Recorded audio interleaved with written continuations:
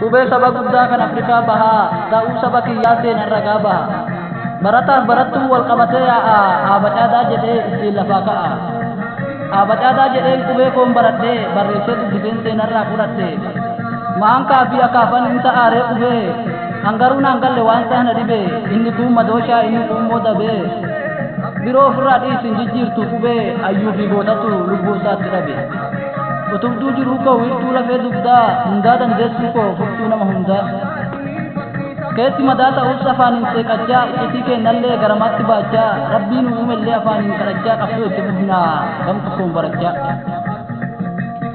Galanni goototaa yoo mudachaa dhachaa Oromoon Oromoo dhiigni isaa tokkichaa ittiin booni aadaa lammii gaariif lammii wanta gaarii yaada. Lammiidhaaf dhalannee maaf saganna waadaa sirni tubulluun sirna abbaa gadaa diinan kireeffamee maaf hin jalaa bada. Namni yoo gammade sagalee ol qabee lallabee ililcha guyyaan tokko dhufee nama gaarii badaa addaan duubecha. Bishaan gadi yaa'u sagaleen bilicha lammi cunqurfameef yoo miidhuu boo'icha.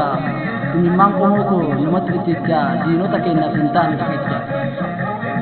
Barreessaa Walaloo